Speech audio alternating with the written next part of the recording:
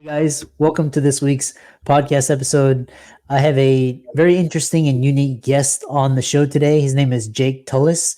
He's a blockchain hedge fund manager. We'll find out about all what that means, and he's going to talk about transforming his life through consistency. He's going to talk about fitness, finding happiness, and he's also going to talk about the work that he does with his blockchain hedge fund. And just as a quick disclaimer, this is not financial advice. We are just discussing topics, and always do your due diligence. So, Jake, welcome. Thank you for having me, Chris. I appreciate the disclaimer. I never forget it. You might hear it a few more times because the line of work I do and my partners, they're always very, like, oh, you got to make sure when I make the content. So I appreciate you making that disclaimer and having me on the show. I'm excited. These are all topics that I am very passionate about. So. Yeah. I think the work that you do is really interesting. It's just attracted a lot of bad people, and especially from the events of last year, we have to be very mindful as influencers, how we come across and, for the safety of the audience. So, tell people about your story, your background, how you got started, and we'll get right into it. Yeah, I will attempt to be concise. That is a struggle that I have. I'm very detail oriented, so I feel like I have to mention every detail. But my career started young. I've always been interested in making money myself. I have a authority issue, conformity issue, whatever you want to call it. I've been fired from every job I've had. I think I had 9 jobs, just really struggle with taking direction from anyone. So I had quite the tumultuous career. I started pushing lawns so I could build a PC to play World of Warcraft. And I kind of got my tech bug then. I was probably 12 or 13. Taught myself how to program websites, phone apps. Then eventually I had a software development company. Exited that in 2016, had some startups after that. And throughout my kind of, I guess, Web 2 entrepreneurial experience, I had a really awful time with the bank. Hmm. To spare any risks here, I just went into this bank. I had to deposit and transfer 60,000 to Islamabad, Pakistan. That's where I had around 12 developers at the time. And I was 19, and they thought I was a terrorist cell. So the banker lied to me, and they locked me in the banker room until someone from the FBI field office could come down and talk to me, for 2 hours about why I was wiring money to, a terrorist state or a state nation that's on a specific list. I forget at this point. I totally was terrified and didn't care at all. I just felt violated. So from that moment on, I was like, there's got to be a better way. I don't like this at all. And that kind of led me down Ripple. That was probably my first investment, my first intrigue into blockchain. And since 2017, I haven't really looked back. I got the bug. I just love the technology. I love the creators in the space. It's really where you're going to find the smartest and brightest in terms of computer science. It's the bleeding edge. That's where I like to live. So, yeah, just, trauma with a traditional bank and saying, screw it, don't want to do that. That it was a pretty crappy experience for sure. Yeah. Yeah, it's quite interesting because your story resonates with a lot of millennials and Gen Z, and basically the financial system kind of shutting out and just kind of limiting access and kind of giving favoritism to the rich elites, and then kind of screwing over Main Street. So, like this whole industry, again, when you're talking about a leading edge, and especially with the crypto industry or blockchain, it's kind of like technology, and it's kind of this Gardner hype cycle where it's just like people get in. It's really interesting, but then it attracts a lot of scams and bad actors. But it's also enabled a lot of creators such as yourself and others kind of to create this ecosystem, to make a living, actually thrive and do well. Again, we always have to throw caution against the scammers and the bad actors out there, which is quite interesting. So, I totally resonate with your idea. I became an entrepreneur because I did not like being told what to do, by just some Yeah. arbitrary person. So, we share the same belief structures. And I'm sure it resonates with a lot of others. So, Absolutely, especially if they're listening to productive podcasts. It's not a very sexy thing to do, right? So yeah, pat yourselves back for tuning into stuff like this and finding your your like-kin souls out here in this world. yeah, To that point, the best argument I have for blockchain, and it's an argument I make constantly for my fund. I personally am a value investor. I believe that you should not invest in anything to which you're going to let go of in the next 5 years, and you should not use any capital that you would need in the next 5 years. And for you to have enough conviction to hold technology for 5 years with it being so fast paced and innovative, you have to really understand what you are buying. And that's the first rule of investing in general.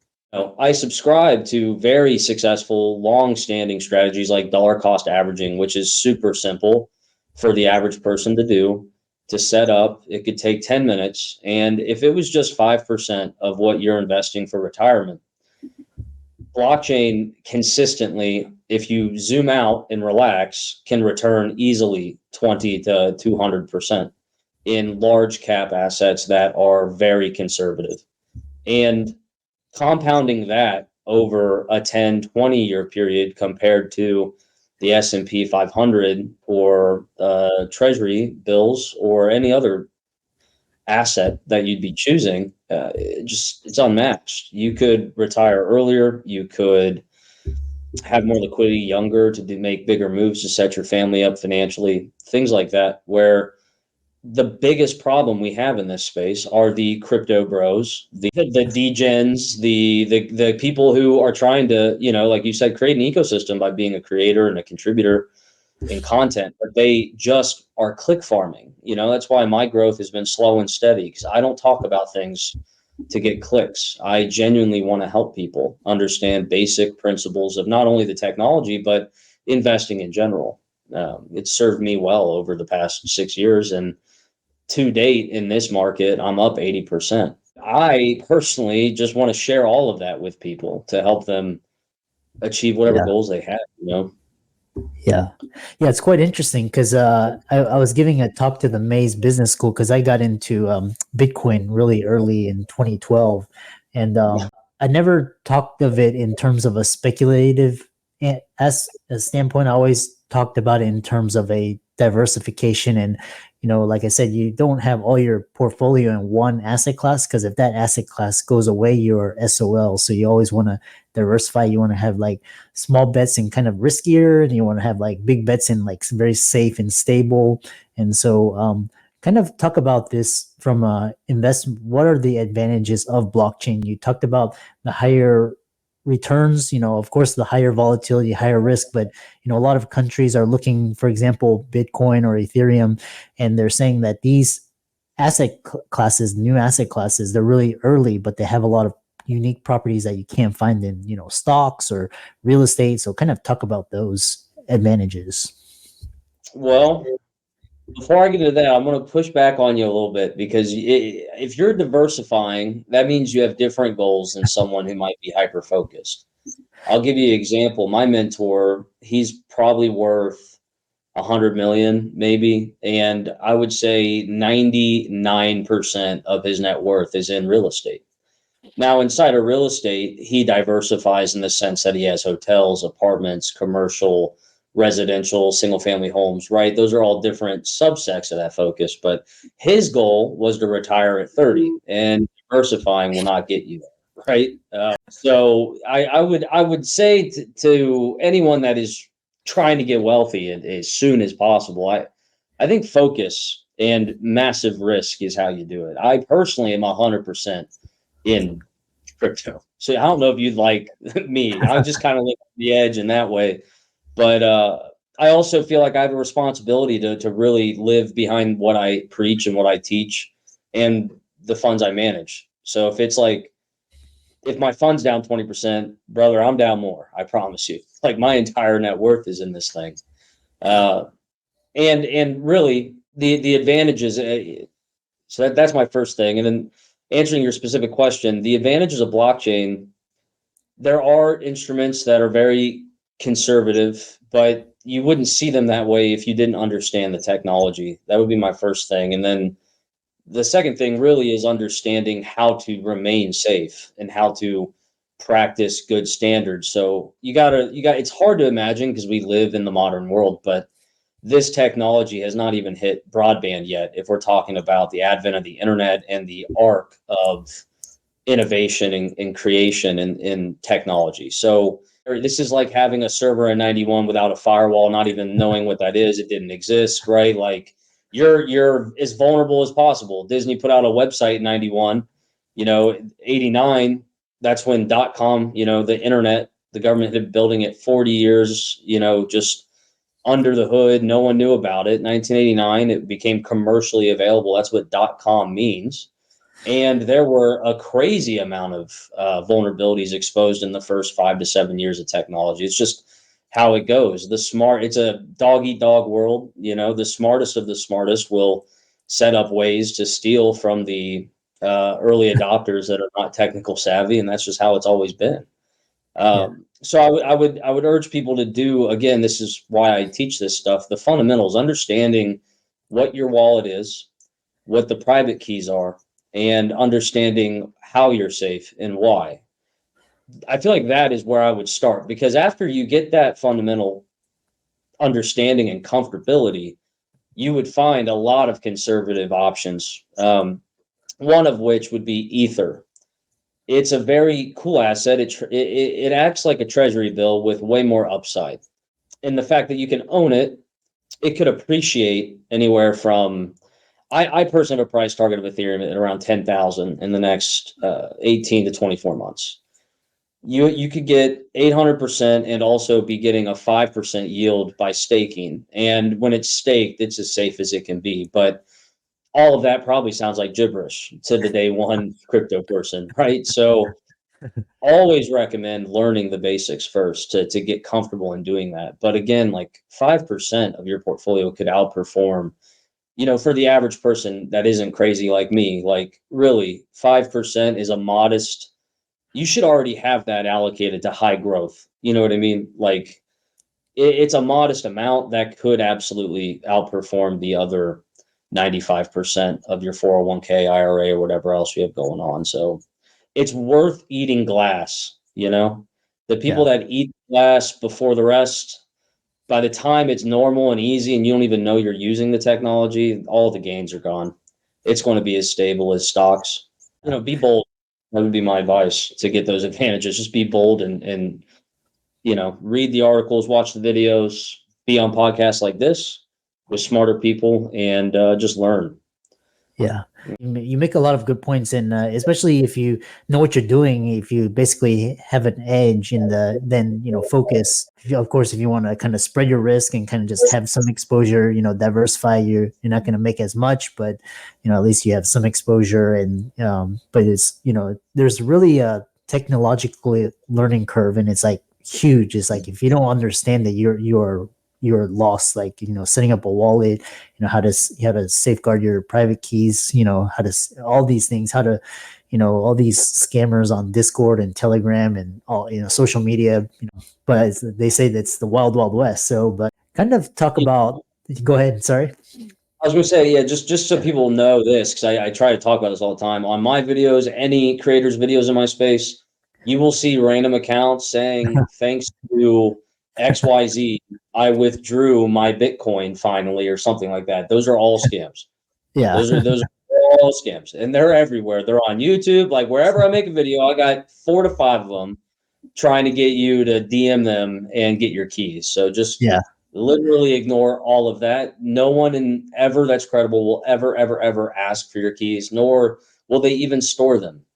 Yeah. Like if you make a MetaMask wallet, they give you your keys, you cannot recover it. There's no customer support line. They don't even have it. If they get hacked somehow, there's nothing for someone to take. They don't store anything, any personally identifying information at all. It's Yeah. on the blockchain. Your public Yeah. key is after you make the wallet. That's it. So yeah, continue. I just wanted to get that dig in because I've recently been contacted about that scam, and I just want to bring awareness to it. Yeah. Or people just, putting kind of like malicious links and just like don't click on any links, kind of if they say something, kind of verify it through the, original source, don't go through them. 99% of DMs are scams. So, Like ignore them. um, That's yeah. So talk about, what is this? You talk about how the future of technology will unfold in the next 10, 20, 30 years, especially Web3, AI, digital assets, creators. Talk about that. yeah. I think about that a lot, man. I probably don't sleep enough because of it, because I'm so excited, but contemplative always. In 10 years, I believe online and on chain will be indistinguishable. I think online will almost expire as an idea, or maybe on chain and online will be synonymous. There won't be a distinction between the two. Yeah. Fundamentally, we need to understand that blockchain and going on chain and all this other stuff, either through blockchain or DAG or Hashgraph, whatever it is, distributing computing in general is an order of magnitude better. And in computer science, that has been true always. Like that theory has been true always. The issue is Moore's law was not there yet. We had to catch up. The difference now is retail customers are walking around with enough computing power that it was like the size of, the twin towers of computers back in the day, just in your phone.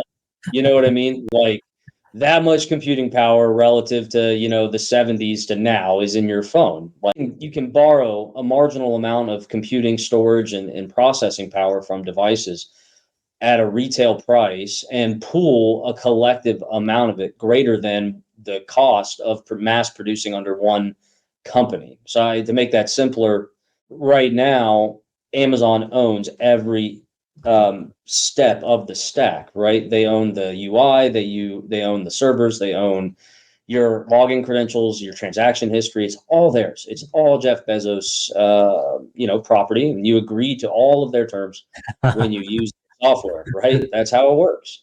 Yeah. And the bottleneck to their ability to support a growing population is predicated on their budget, and that's purely it. Where if they could have every customer contribute a little bit when they use the software, they would dramatically reduce their costs. They would dramatically improve their security because the more nodes on a network, the more random it is, and the more difficult it is to compromise. I could list off 20 reasons why distributing computing as a theory is greater than monolithic structures. And that is why people need to understand like the basics of this are here to stay.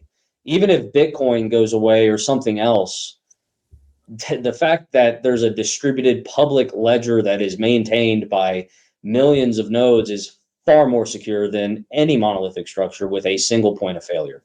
Um, and there's just like these fundamental truths of this technology that you can't argue. And all we're doing is speculating on what will last as this long tail of adoption sets in. So I believe in 10 years, we will have everything on chain or some form of distributed computing network will support everything we interact with, from real world assets, stocks, bonds to video games with NFTs and everything else. I'm very confident you won't even know that you're interacting with tokens and worried about a wallet.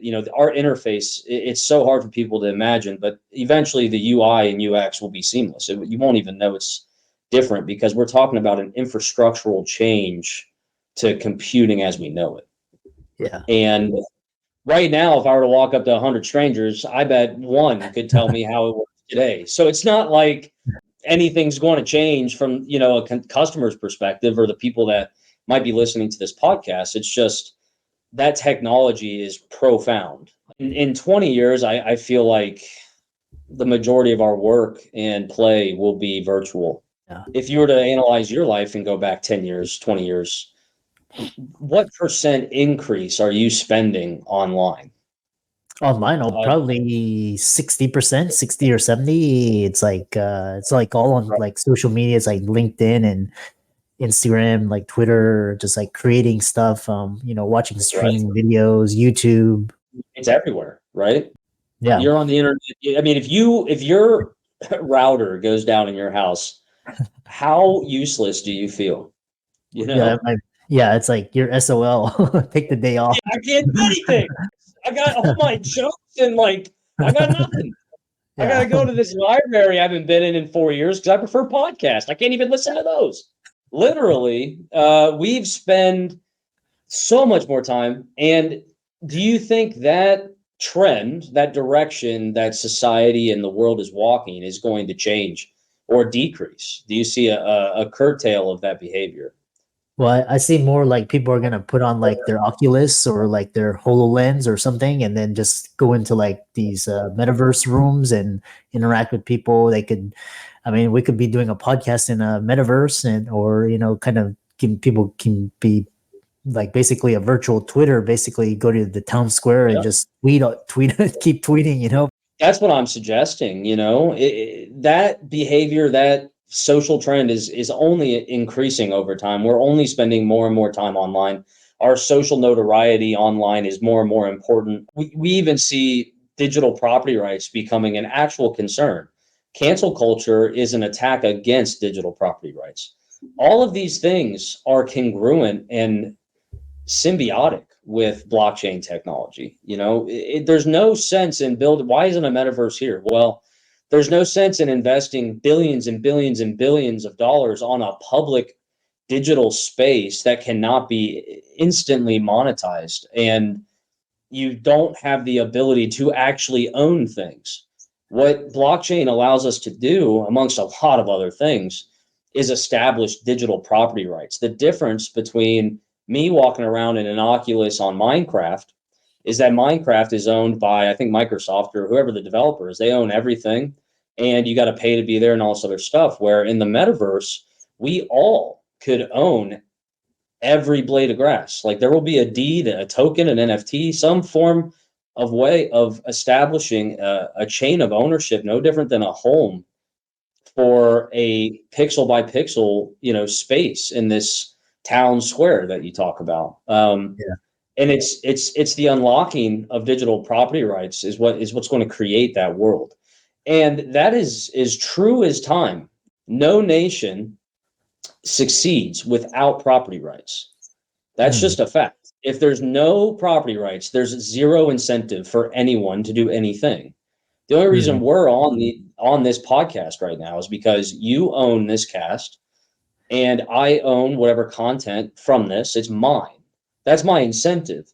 If I didn't own anything and I had no way of making money, why would I even be here? Why would you be here? We wouldn't, is my point. We would be like in war, probably as children. That's what happens. Like go look at Africa where there's Yeah. no property rights and tell me if it's a nice place, For us to advance, we need digital property rights and blockchain delivers that amongst a lot of other things. But yeah, Yeah. 10, 20, 30 years, it's going to be a different world. That's not even talking about AI. That's just blockchain. Like AI is going to run through the Human Genome Project. I don't think we're going to have any disease that we can't cure by 2050. Like, I don't know. It's good you're doing podcasts because I feel like, AI and robots are going to take a lot of jobs, everyone's job. I mean, doctors, lawyers. We got smart contracts and AI that can do a lawyer's job. Like it's not that hard at this point. Yeah, we'll just do all of our verbal agreements and smart contracts, run it through a validator if someone did something wrong, and then have an instant decision because there's clear breach. Like there's no arguing. Like I think we're all screwed. So hopefully everyone can diversify because I think content will always be here. Ever since 1954, TV has encapsulated us, and it's only done more. It's just the medium has changed over time, but still, this is probably the most secure income we could have. How can people contact you, follow you, reach out to you, check out your work, follow you on social, etc.? Yeah, just my handle, JT Knows Things. From there, you can find my link tree and take a look at, everything I'm working on, my hedge fund, my consulting firm, my content, of course. And from there, yeah, we can talk. Or if you need help with anything and you're confused, if you're setting up a wallet or something, I'd love to help. That's why I make this content. So Yeah. reach out. Yeah. And let's thank Jake for coming on. He's a really interesting character, and a lot of interesting ideas. And with that, thanks so much for coming on to the podcast. Thank you, Chris. It was a pleasure.